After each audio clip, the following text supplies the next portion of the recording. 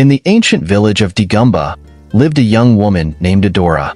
She hailed from a lineage of guardians tasked with the responsibility of protecting and safeguarding a mystical basket. For generations, this duty had been passed down from parents to their firstborn child, each successor inheriting not only the responsibility but also the bond with the basket. Unbeknownst to Adora, she was under a curse. The curse had been unleashed after the disappearance of the magic basket, plunging her lineage into untold sufferings and hardship. Adora's days were filled with strange occurrences and unexplained misfortune. There were days she got so depressed that she lost consciousness of her environment. On those days, she would find herself lost in familiar streets, forgetting her way home. Her crops always withered no matter how well she took care of them, so she was forced to take up odd jobs to make ends meet, instead of experiencing the joy of working the land. Now, Adora was a sweet and gentle maiden of pure heart who had a deep connection to the natural world. Her mother died during childbirth, and her father was bedridden with a debilitating illness that left him frail and weak.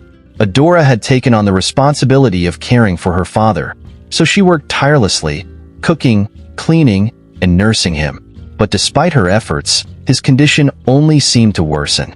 The village healers did not know what was wrong with Adora's father, but they gave her herbs. They did not have enough herbs, and the ones they had were very expensive. Most of the villagers whispered behind Adora's back, and even though she tried to ignore their whispers, they still stung. They spoke of a curse that had plagued her family for generations, but Adora knew nothing of her family's past, or the magic basket they whispered about.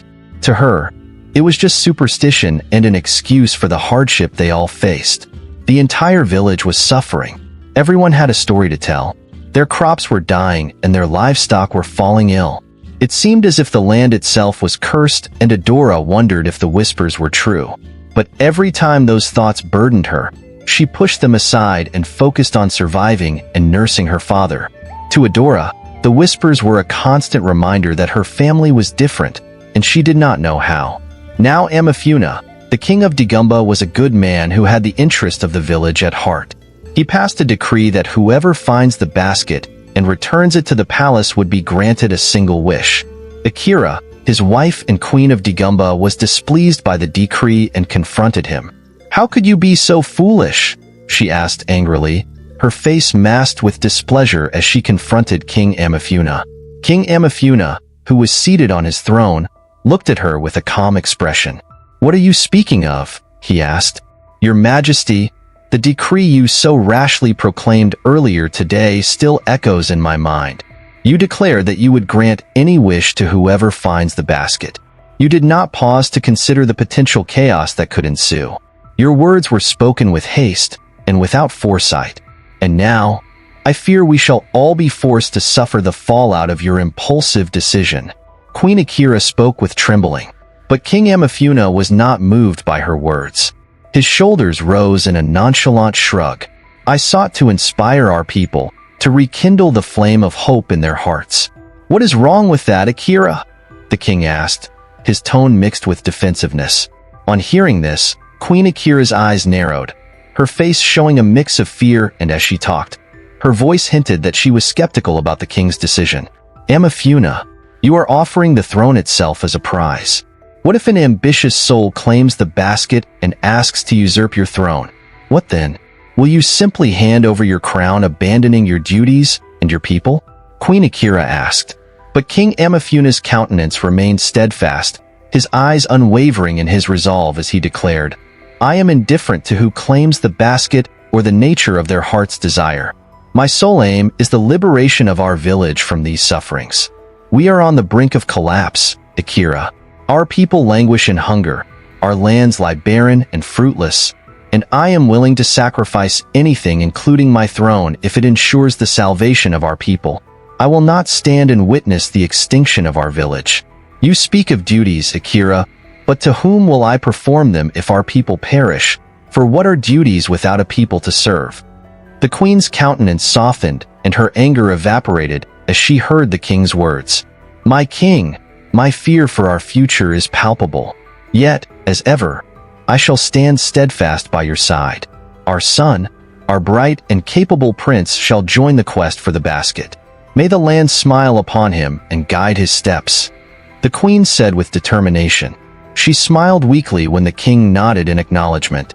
Now, the entire village had begun the search for the basket. Hunters searched the forest. Farmers searched their lands. Some of the villagers searched in groups, some searched individually, while some searched with their families. As the villagers scoured the land, their minds raced with visions of what their lives would be like if their deepest desires were granted. Some pictured themselves wielding powerful magic, while farmers imagined farms overflowing with bountiful harvests. The possibilities seemed endless, and the villagers' excitement soared. But amidst the excitement, competition crept in as each person secretly wondered if they would be the one to find the magic basket and claim their heart's desire. None of the villagers knew what the basket looked like, but they all assumed they would know if they saw it. Only Adora seemed to know what the basket looked like. The king's decree made her wonder if her dreams were more than just coincidence. You see, Adora was 17 when she started to hear whispers. The basket could sense her pure heart and inherited connection to the natural world. "Come to me.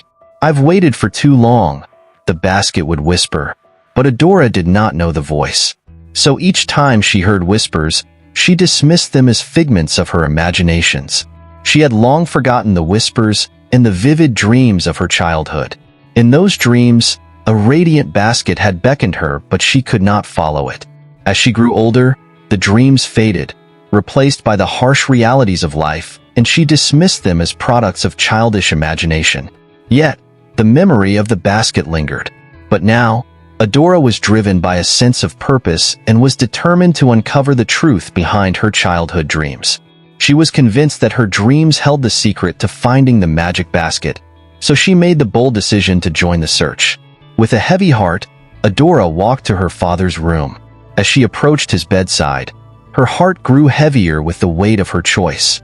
She knew leaving her father would bring hardship for the both of them, but she had already resolved in her heart to find the basket.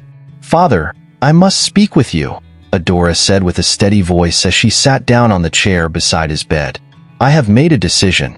I know that this will be difficult for both of us, but I do not want to ignore the path that has been laid before me. I am going in search of the magic basket, father," Adora announced to her father. Adora's father looked up at Adora. His eyes were sunken and his voice was low as he talked. "I am glad you have decided to do this. My daughter, find the basket, for it is our only hope," Adora's father said weakly. He knew the truth about the curse, but his frail body and weakened state prevented him from sharing the burden with his daughter. "Papa, I will return and—" But her father interrupted her.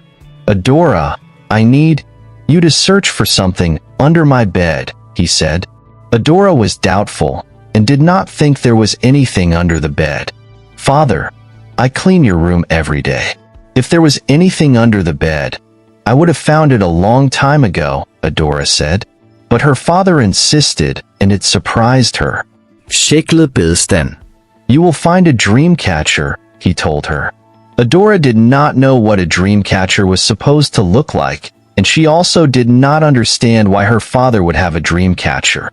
But even with the doubts and questions, Adora grabbed the lantern on the drawer, knelt and bent down to search the bed. She scanned the bed stand and her hand felt around it. Suddenly her hand brushed against something. It was a tiny door with a hook which she opened to reveal a small compartment. Inside the compartment was a hoop. The hoop was covered with a web-like pattern of threads and decorated with beads and shells. It was the dream catcher. Adora put her hand inside the compartment to pull out the dream catcher, but as her fingers closed around it, she saw a vision. In her vision, she saw hands weaving a basket from delicate threads. She tried to look at the face and owner of the hands, but she couldn't. The hands belonged to a woman, but her face was covered by a shadow that hid her features. Only her hands were visible, and they moved with grace and precision as she wove the threads into an intricate pattern, and the threads glowed with light, as if infused with magic. Adora suddenly felt a jolt that ended the vision and transported her back to reality. Her eyes widened when she realized what had happened, and her mind started to race with different questions. Who was this woman? Why was she crafting a basket? Is that the magic basket? What does this have to do with me, or this dream catcher? With all these thoughts and questions, Adora looked at her father hoping to get answers to the questions, but his eyes were closed and he was asleep. Adora knew she had to find out more to unravel the mystery of the dream catcher, the woman, and the basket. So Adora walked quietly out of her father's room and to her neighbor's house. She would beg the neighbor to take care of her father, as she could not leave him by himself. As she approached the house, she saw Mrs. Coco, her neighbor, locking her door. It looked like she was going out, so Adora walked hurriedly to her and stopped her. "Good afternoon, Mrs. Coco," Adora greeted. "Adora, how are you?" Mrs. Coco asked. "Please, Ma, I need your help. I want you to watch over my father. I must find the magic basket, but I cannot leave him by himself as I embark on the search," Adora pleaded. Mrs. Coco looked at Adora with concern. "Adora, even the great hunters of the village have not found the basket. What makes you think you can find it? The king's promise of granting any wish to whoever finds the basket has driven many to madness and anger," Mrs. Coco said as she tried to dissuade Adora from embarking on the quest. But Adora was resolute and nothing could change her mind.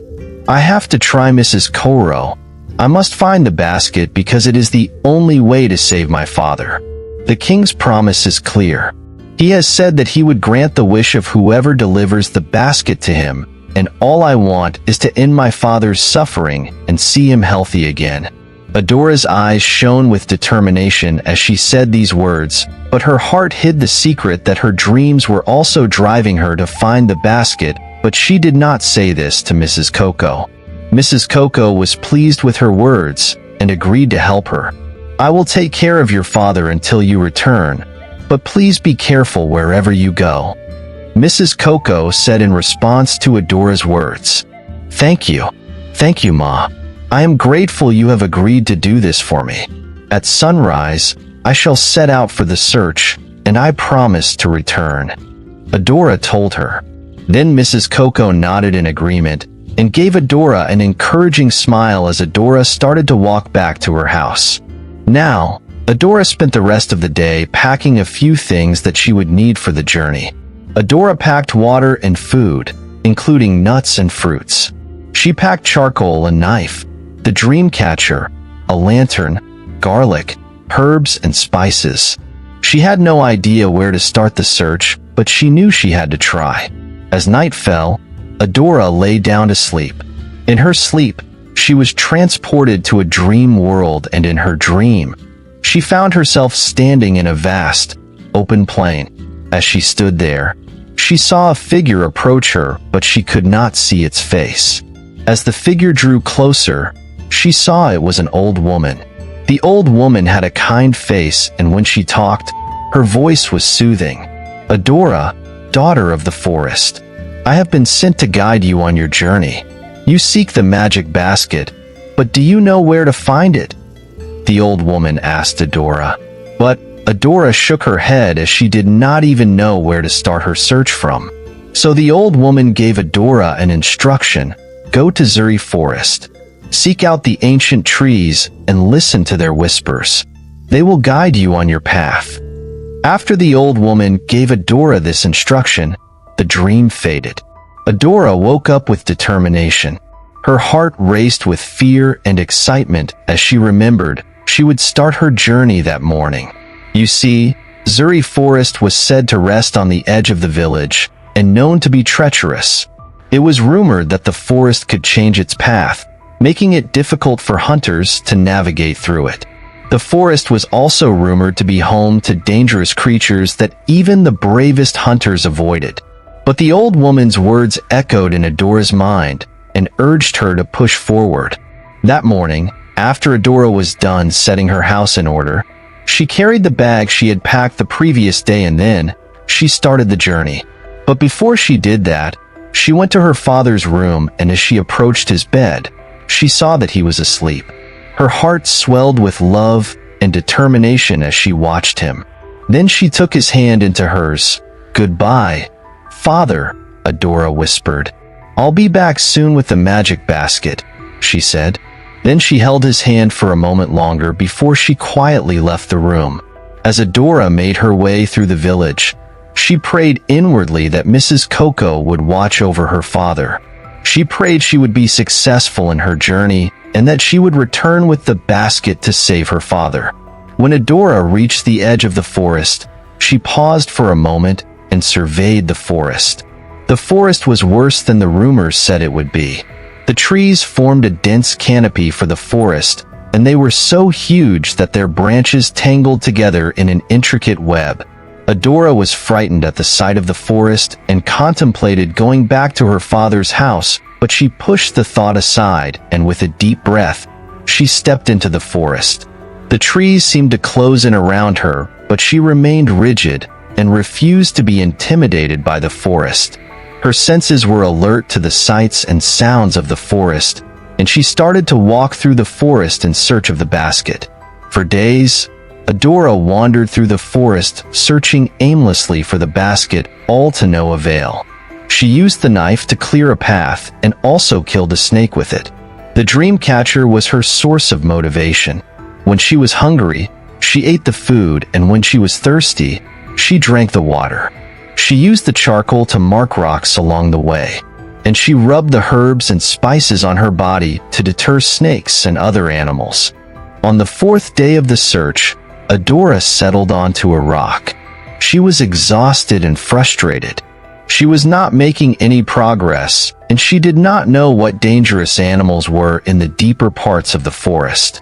She also did not know if garlic or the other herbs she had on her could frighten them away. "I've had enough," Adora mumbled as she gazed at the dense forest. "I'll never find that basket," she said with a sad voice. As Adora sat there, her mind wandered to a lot of things. Suddenly, she remembered the old woman's words. "Seek out the ancient trees and listen to their whispers. They will guide you on your path." As she remembered this, she was filled with hope and immediately felt strong. She stood up from the rock and began to survey the forest again. She saw that some of the trees looked older than others, so she began to follow them, smiling as she did so. Adora knew she was on the right path, and the joy of that knowledge became her companion as she walked through the forest. Now Adora walked until she reached a massive tree. It was bigger than all the other trees she had seen. The tree was taller and had a twisted trunk. Adora was drawn to the tree, so she walked towards it. As she got nearer, she heard a voice. "Follow the stream," the voice whispered.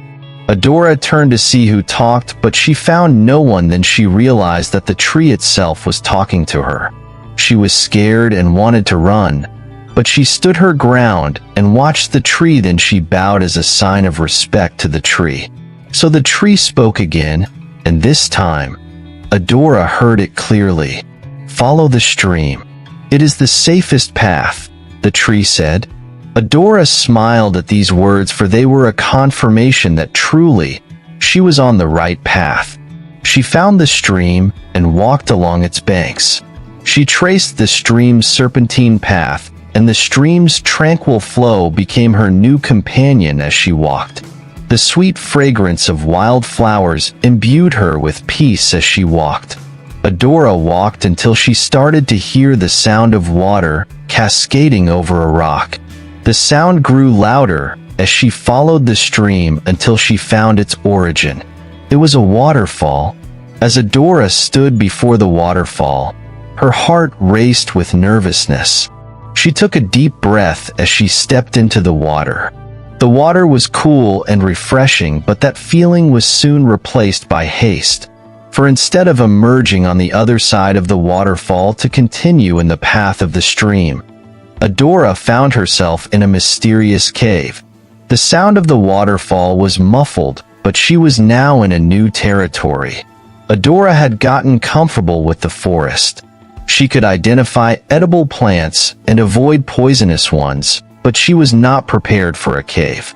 She lit her lantern and hurried forward to escape the cave's darkness to avoid becoming a prey to any creature that might lurk within.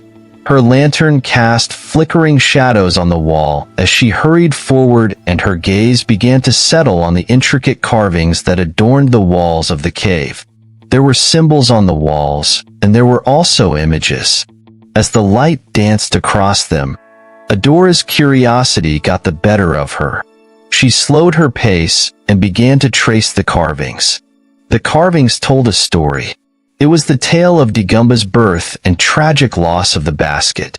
You see, many years ago, a wise and powerful sorceress created Degumba. Her name was Zuri, and she had chosen the land for its sacred energy. Zuri created the magic, multiplying basket to ensure the village's prosperity and abundance, and she wove the basket with materials from the forest. Her descendants became the guardians and conduits of the magic basket, and for generations, the basket was passed down through the village kings, each king tapping into its magic to maintain the balance of the community and to bring wealth to the community. When the kings used the basket for good, the guardian's connection to the basket amplified the king's intentions, which allowed the magic flow through the kings. But if the basket was used for selfish purposes, the guardian's connection was weakened and caused the magic to fade. One king used the basket for selfish purposes. He multiplied items for a fee and polluted the powers of the basket, and gradually, the magic of the basket began to fade. The guardian of that time warned the king of the consequences, but his words fell on deaf ears. The king, angry that his authority was being questioned, ordered her execution and imprisonment of her family. On the day of the execution, the villagers watched but did nothing. Some of the villagers had items they wanted to multiply after the execution, so they wanted the execution to happen with great speed. I order for them to have those items multiplied. Then a great storm came. The land was angry and caused the storm, which swept through the entire village and ended the lives of the members of the royal family. Only one man of the royal family was spared. Properties were lost and other lives were also lost. The basket disappeared in the chaos, unleashing a curse on the village and the guardian's descendants. The villagers, realizing their mistake, searched far and wide for the basket, but it was nowhere to be found. Zuri Forest was searched, but the forest only messed with the minds of the hunters who had been sent to retrieve the basket. It changed its path every now and then, preventing them from finding the basket. So the villagers mourned their losses and rebuilt Degumba, but Degumba was no longer the same. The thriving village stopped flourishing and began to decline, and stories of the magic basket were told to children over bonfires. As Adora gazed on the carvings, questions ran through her mind. What is the curse? Why is the forest leading me on this journey? What is the significance of my visions and dreams? She wondered, but the carvings had no answer to her questions and drove her further to uncover the truth as she continued her journey through the cave. The silence was oppressive and scary, but Adora pressed forward until she finally emerged from the mouth of the cave. She blinked hard as rays of sun hit her eyes. Warm breeze filled her lungs, and she saw that the forest stretched out in every direction. The stream continues its path through the forest. So, Adora extinguished her lantern, stepped forward, and continued her journey following the stream's path by its banks. Adora knew her journey was far from over, and that the forest had only just begun to reveal its secrets. So she walked until she got to another ancient tree. This tree stood tall along the banks of the stream. At the base of the tree, there was a small pool of tranquil water which nestled among the roots of the tree. The pool was surrounded by a ring of moss and wild flowers, and it had a melody that drew Adora to it. As Adora touched the water's tranquility scattered, and a vision came to her. In the vision, Adora heard a faint voice. This is the curse. Degumba will no longer thrive. The land that once gave abundance will wither and decay. The land will forget its fertility, and the soil will forget its richness. The plants will forget their vigor, and the curse of lost harvest will haunt the land. To the guardians, you will suffer. Your crops shall shrink and perish. Your seeds that once sprouted with hope will rot in the land. Your lineage will suffer from the weight of your failure, and in suffering, your memory of the basket's secret will fade, and your connection to the basket will dwindle. You will roam the land, but your identity and purpose will be hidden in darkness. In your prime, ill health will torment you until you die. This curse shall stretch through generations until the basket is restored and the heart of the village is renewed. Adora saw a procession of faces as the voice spoke.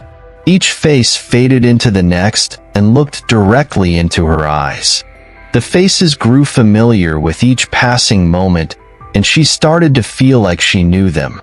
The vision continued until Adora saw her father, then she saw her own face staring back at her.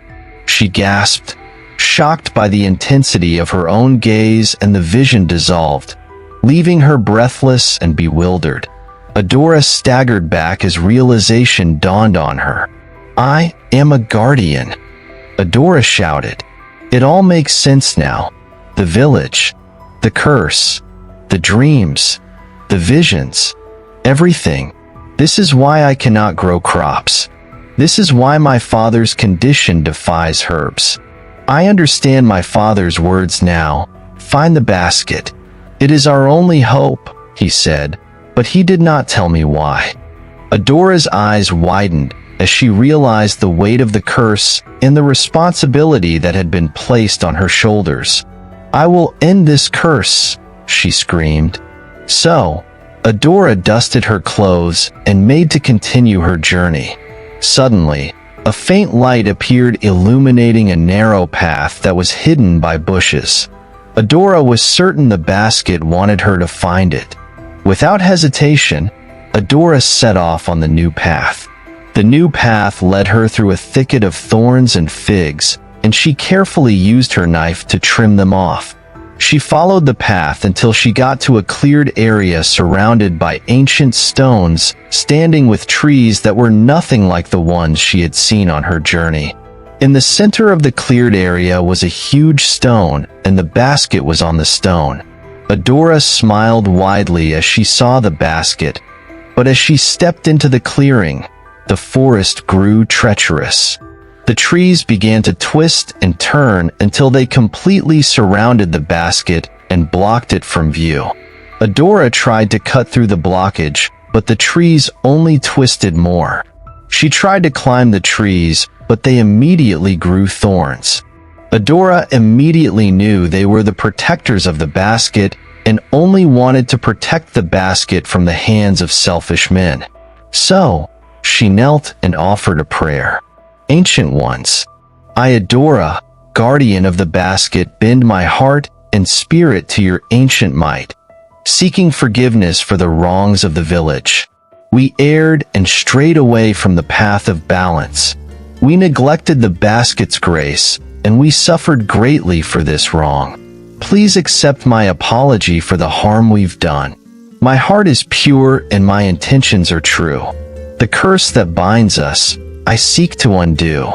Grant me passage that I may fulfill what my ancestors pursued." As Adora spoke the final words of this prayer, the trees stirred and in their branches rustled as if they had been waiting for that moment of acknowledgement and apology. With a gentle creaking, the trees parted their branches, creating a pathway for Adora. "Thank you for your forgiveness and guidance," Adora said as she stood up from her kneeling position.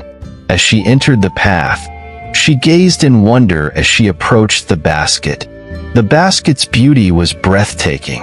When Adora touched the basket, she was enveloped in another vision.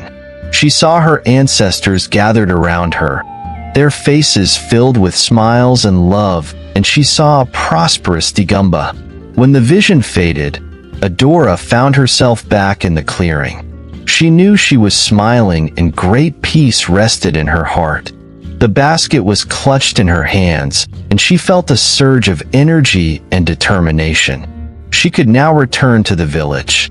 The forest was no longer covered with dense trees and bushes. It was serene and no longer awfully quiet. She could hear the melodies of birds. The animals seemed peaceful and did not try to hurt her. As she emerged from the forest, she saw a figure approach her. It was the king's son, who had been searching relentlessly for the basket. Adora's grip on the basket tightened as she saw him. "I have scoured the entire village for this basket. I searched every corner, and yet it is you, a lone woman, who holds the basket," the prince said with his voice laced with frustration and disbelief. "I have lost good men on this quest, men who trusted me to lead them to victory. My mother's words echo in my mind, urging me to find it at all costs. And now, I find it in your hands. Fate is cruel, it seems." The prince's eyes narrowed and his gaze intensified as he took a step closer to Adora. Adora's heart raced like a drumbeat in her chest, and her fingers tightened around the basket's handle as if it were a lifeline. Fear surged through her veins, but she stood firm and determined to not surrender the basket, no matter the cost. Thanks for watching. If you made it to the end of this video, congratulations. I really appreciate you. If you enjoyed this story and would like a part 2, comment part 2 in the comment section and subscribe to the channel so you would be the first to be notified when I drop a new video.